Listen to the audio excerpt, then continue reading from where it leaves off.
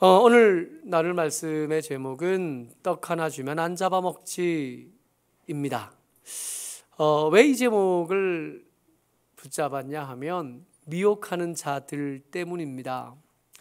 지난 주일날 그리고 또 계속해서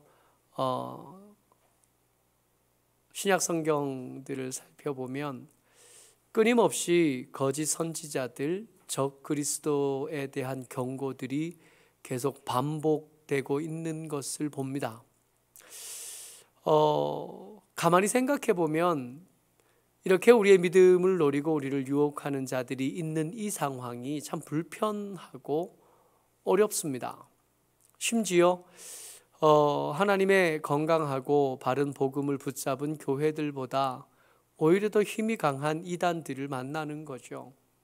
요즘은 그런 일이 좀 작아졌어요. 좀 작아지긴 했는데 한 10년 전 그리고 한 20년 전 사이 그 한 10여 년 동안에 하나님의 교회가 엄청나게 교세를 확장했던 때가 있었습니다. 그래서 교회들이 그냥 일반 교회들이 무리하게 건축하고 그랬다가 부도가 나서 건물을 유지하지 못하게 되면 그 건물이 팔리는데, 여러분, 교회로 지은 건물은 다른 데에서는 그렇게 쓸모가 없는 건물이에요. 생각해 보세요. 교회 건물이 이렇게 넓은 공간을 가진 건물은 쓸 때가 나이트클럽 정도나 쓰이지 그것 아무짝에도 쓸모없는 공간이 되는 경우가 많습니다. 근데 교회는 교회가 되면 이게 그나마 괜찮은 경우인데, 다 고만고만한 살림을 가진 교회들이 사주고 또 그렇게 교회가 되면 좋을 텐데 그런 일이 벌어지는 게 아니라 하나님의 교회가 사는 거예요. 왜? 하나님의 교회가 돈이 많아요. 이단들이 돈이 많아. 우리보다 헌금 더 열심히 해요.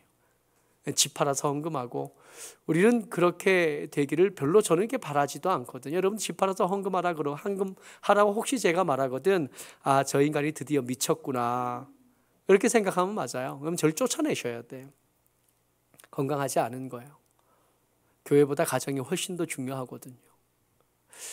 근데 하나님의 교회는 그렇지 않아요. 그래서 돈이 많아요. 그리고 게다가 그 돈들이 중앙에 있는 장길자씨 이야기로 다 모이거든요. 그러다 보니까 큰 돈이 있어요. 100억짜리 건물을 이렇게 한 번에 돈 주고 이렇게 턱턱 사는 거예요. 교회가 부도 났는데 이 건물을 처분해야 교회가 없어지지 않겠는데 하나님의 교회가 사준다 그러니 고맙다고 그러는 거예요. 그래서 멀쩡한 교회였던, 건물로 지었던 교회가 이단으로, 혹은 하나님의 교회로, 혹은 다락방 이광수 측 교회로 바뀌어지는 예가 굉장히 많았습니다. 우리 주변에 굉장히 많아요. 김해에 있던 활천교회가 건물 지었다가 망했잖아요. 팔렸어요, 다락방에. 우리 주변에 그냥 멀쩡한 교회였다가 이단이 된 교회가 굉장히 많습니다. 그런 예가 있었던 거죠.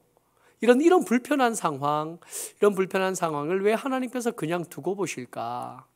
교회를 좀 건강하고 좀 강하게 해주시든지 이단을 좀 흩어주시든지 하면 좋겠다 하는 생각을 가지죠.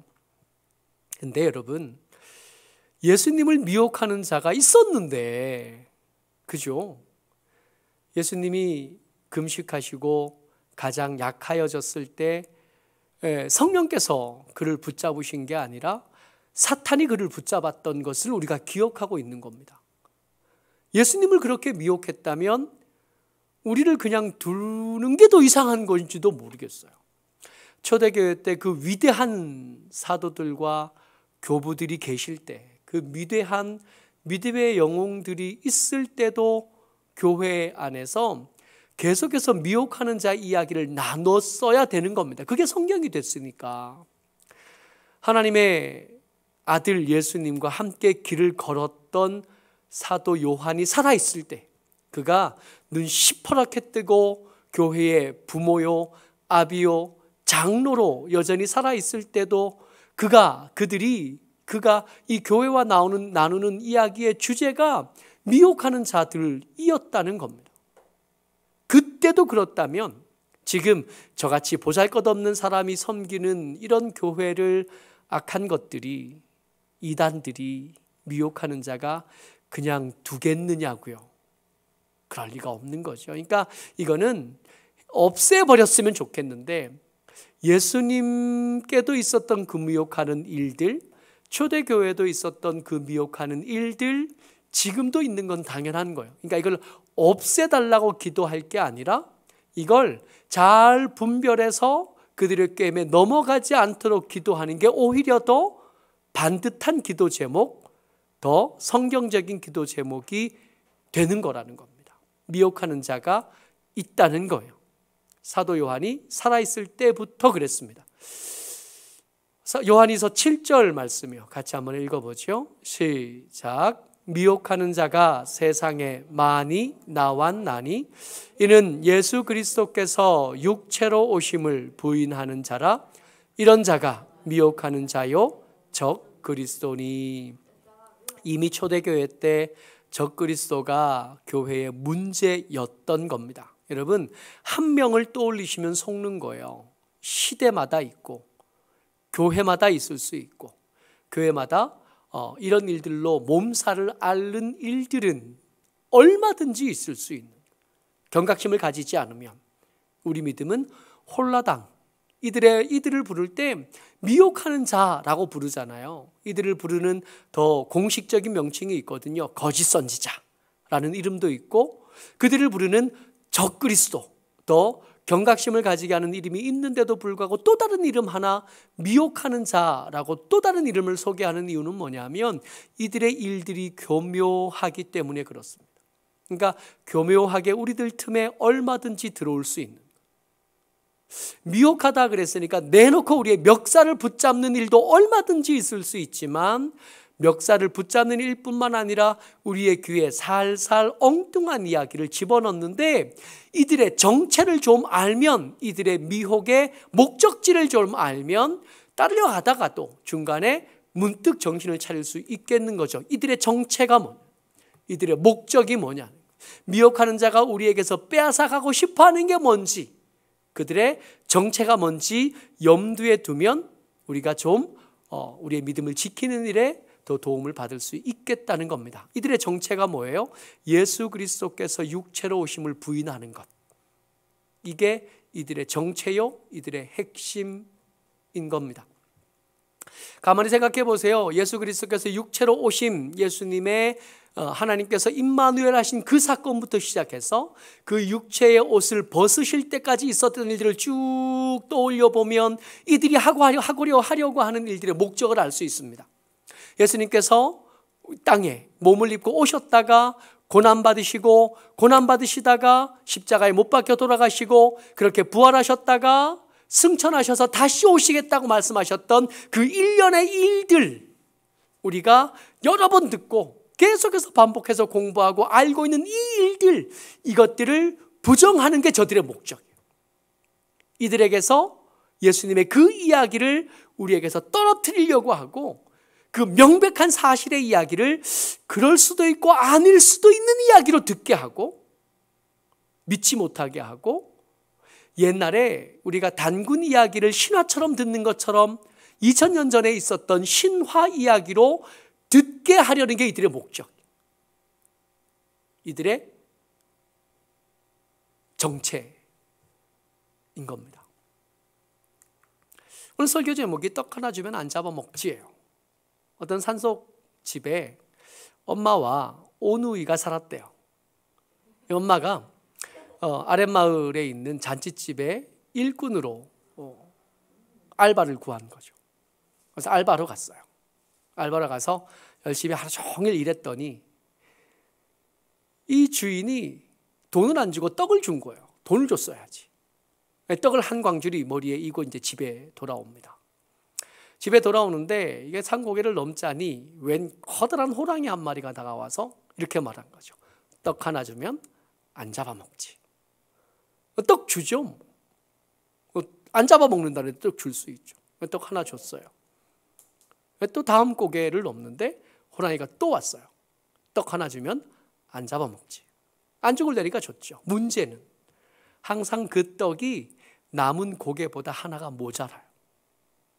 남은 고개가 하나 남았는데 떡은 이제 없어요. 떡 하나 주면 안 잡아먹지 했던 호랑이가 떡 없다 그러니까 낼름 그 엄마를 잡아먹었다는 얘기 아니에요, 이게. 여러분 한번 생각해 보자고요. 호랑이의 목적은 떡이었을까요?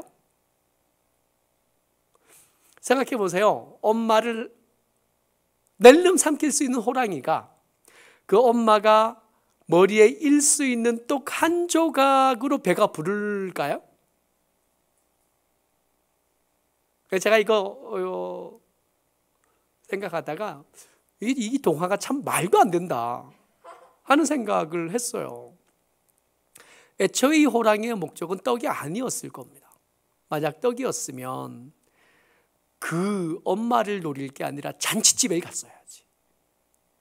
일한 사람들 떡 다 나눠줬을 텐데 거기에 떡이 훨씬 많았을 거 아니에요. 그 떡 다 뺏어 먹어도 배가 안 부른 이 호랑이가 진짜 원했던 건 그 엄마를 잡아먹으려고 했던 거예요. 엄마 옷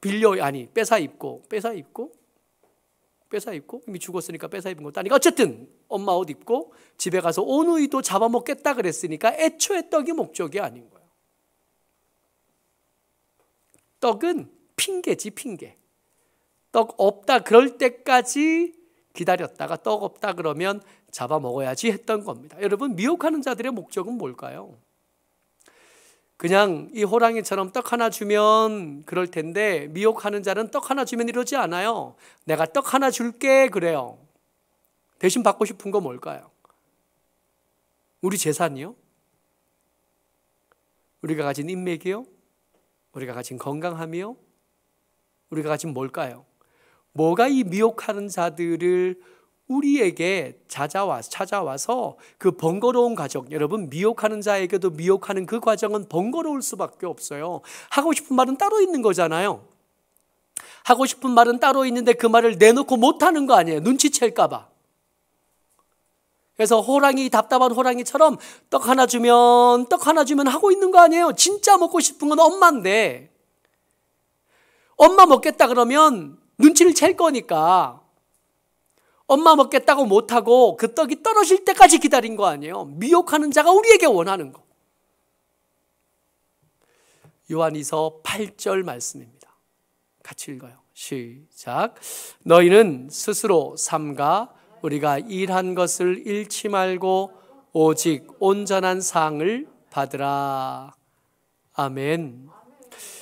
말씀을 살펴보세요. 우리가 일한 것, 여기서 우리는 장로들과 장로와 함께 수고했던 복음을 전하는 사람들일 겁니다.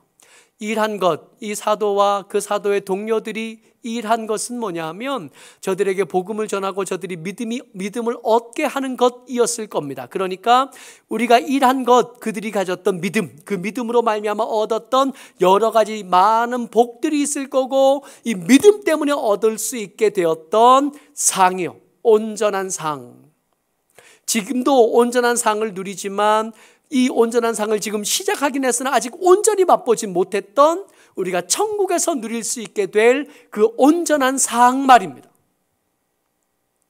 우리가 가진 재산 말고요. 우리가 믿음을 얻으면서 누릴 수 있게 되었던 그 생명 말입니다.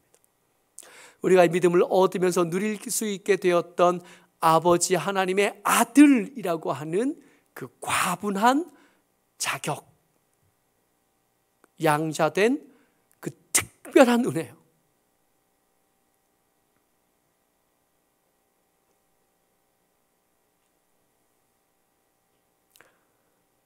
온전한 상을 받으라 그래요. 염려하는 겁니다. 그 온전한 상을 혹시 놓칠까 봐.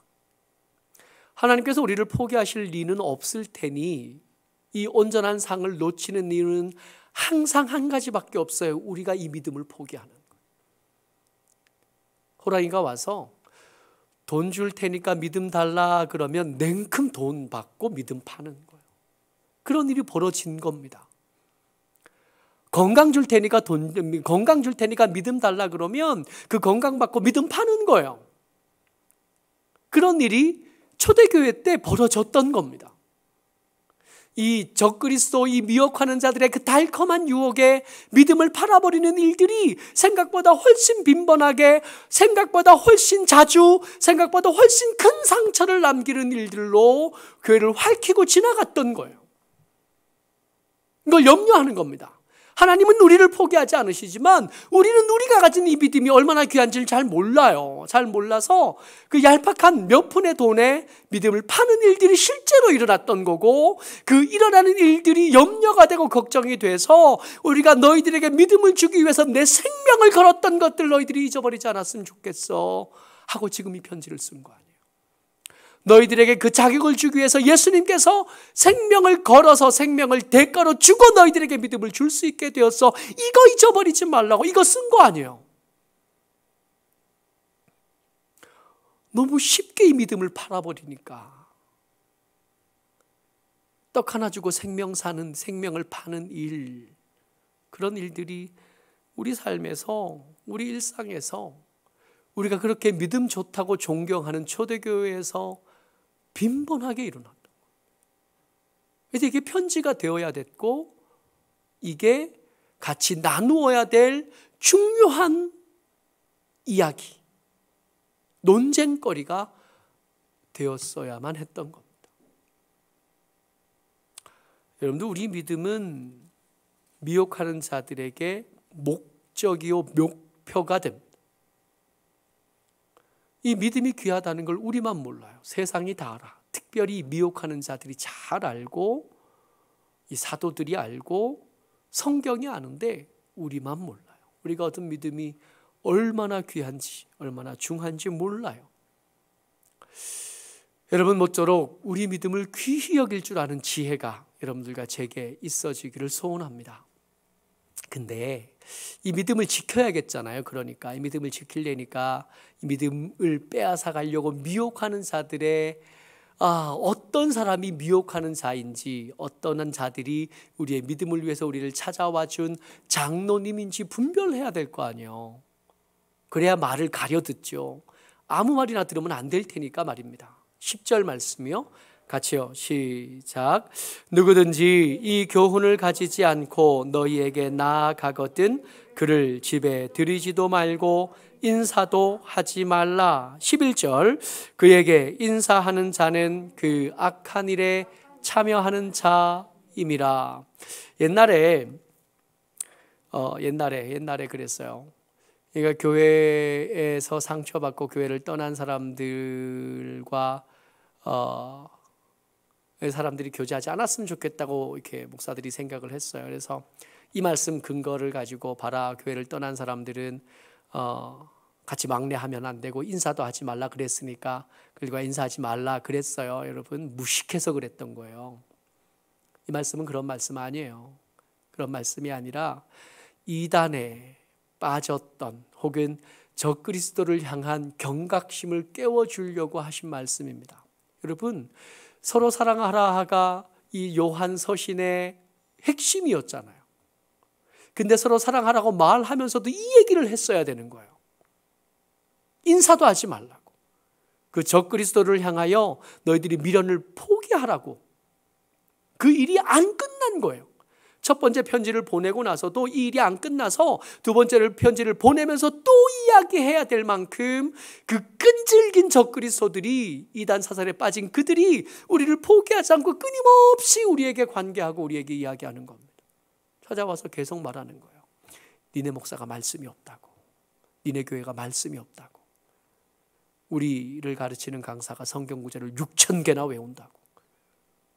그런 일들이 그때도 계속 있었던 거고, 그런 일들에 대해서 교회를 지켜야 되겠고 성도를 지켜야겠기에 이 말씀을 극단적으로 써주신 겁니다. 그러니까 여러분, 우리가 이단들에 대해서 우리의 경각심을 놓치는 순간 우리는 위험해지는, 이렇게까지 얘기해야 되는 그때 상황, 초대교회에도 이런 상황이 있었으면 여러분, 우리나라의 전 세계 중에 이단이 제일 흥왕하는 우리나라에 우리 성도들이 안전할 리가 없는 거죠. 우리 아이들이 안전할 리가 없는 거죠. 학교 보내놓고 안심할 수 있는 일은 절대로 아닌 거죠. 그럼 어떻게 할까요? 이단들의 선교 방법, 전도 방법, 포섭 방법을 열심히 가르치고 저들의 교리들에서 미리 이렇게 주입시켜서 조심시키고, 여러분, 그게 방법이 아니래요. 매번 바뀌니까 가르쳐봐야 성도 없기도 하지만, 진짜 우리가 해야 되는 것은 새로운 뭔가를 배우는 게 필요한 게 아니라 이미 알고 있는 걸 실천하는 것, 알고 있는 걸 더 열심히 해보려고 하는 것, 깊어지는 게 오히려 우리에게 방법이 되고 우리에게 힘이 되는 거라는 겁니다. 5절 말씀 같이 읽어요. 시작. 부녀여, 내가 이제 내게 구하노니 서로 사랑하자. 이는 새 계명같이 너에게 쓰는 것이 아니요 처음부터 우리가 가진 것이라. 아멘. 여러분, 이 미혹하는 자의 정체를 아까 말씀을 통해서 나눌 때 뭐라 그랬냐면 예수 그리스도께서 육체로 오심을 부인하는 자다 그랬잖아요. 몰랐던 얘기 아니거든요.